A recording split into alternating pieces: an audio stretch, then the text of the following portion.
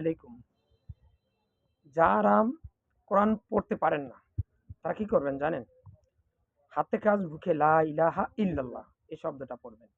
আর যারা কোরআন তেলাওয়াত করতে পারেন, তারা অবশ্যই তেলাওয়াত করতেই থাকবেন।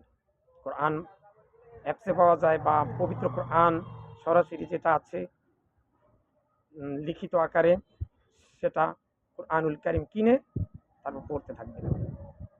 আর যারা কোরআন পড়তে পারেন না, তারা তো আলহামদুলিল্লাহি রাব্বিল আলামিন এটা অবশ্যই পড়তে পারেন। তো সবসময় পড়েন।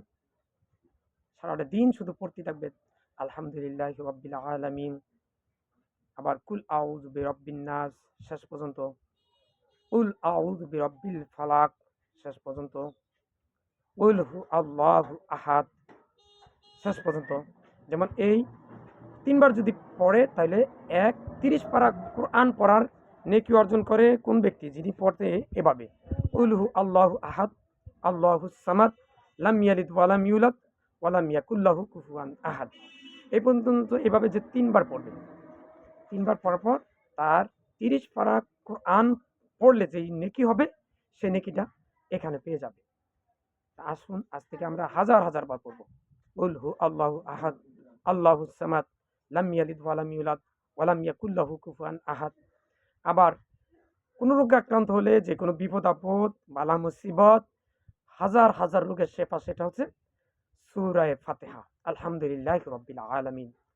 কোনো তাবিজওয়ালার কাছে যাওয়ার প্রয়োজন নাই, কোনো ঝাড়ফুঁকের প্রয়োজন নাই।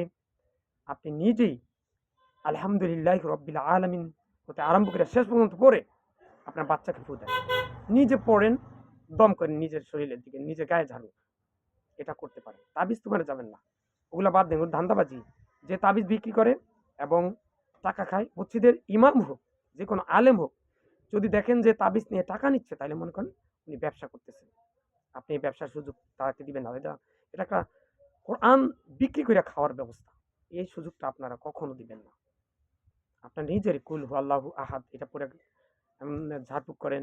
কুল আউযু বিরাব্বিন নাস, কুল আউযু বিল ফালাক, কুল ইয়া আইয়ুহাল কাফিরুন, এগুলা সবসময় আর পড়তে থাকুন। আমরা নেকি তো হতেই আছে। কুল ইয়া আইয়ুহাল কাফিরুন বারবার যদি পড়েন, তাহলে শিরক বেদাত কুফরি থেকে আপনি বেঁচে গেলেন। আল্লাহ পাক বাঁচিয়ে দিবেন। কুল আউযু বিরাব্বিন নাস পড়েন, কুল আউযু বিরাব্বিল ফালাক পড়েন। শিরক বেদাত কুফর যেটার কারণে জাহান্নামে যেতে হয়, কাফের মুশরিক নাস্তিক যারা জাহান্নামে যাবে, যেমন আছে ইয়া বুনাইয়া লা তুশরিক বিল্লাহ ইন্না শিরকা লাযুলমিন আযীম। আল্লাহ পাক সব গুনাহ মাফ করে দিতে পারেন, কিন্তু শিরকের গুনাহ মাফ করবেন না।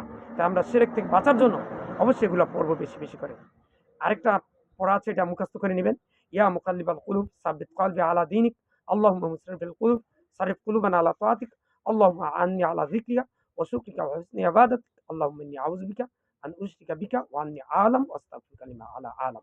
ইয়া আল্লাহ, আমি সহ পৃথিবীর সকল মুসলিম উম্মাহকে তুমি শিরক, বেদাত, কুফরি ও গীবত মুক্ত রেখে মৃত্যুর সময় মুখে যেন লা ইলাহা ইল্লাল্লাহ পড়ে যেন মৃত্যুবরণ করতে পারি, সেই তৌফিক দান করো। ইয়া আল্লাহ, এখন 2026 সাল চলতেছে।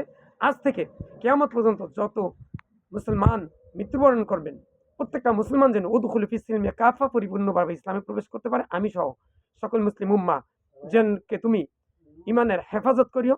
বিশেষ করে মৃত্যুর সময় যখন রুহু কবজ করা হবে, তখন যেন শয়তান যেন ওয়াসওয়াসা দিয়ে আমার ইমান নষ্ট না করতে পারে, এবং আমি সহ পৃথিবীর কোনো মুসলমানের ইমানও যেন নষ্ট না করতে পারে।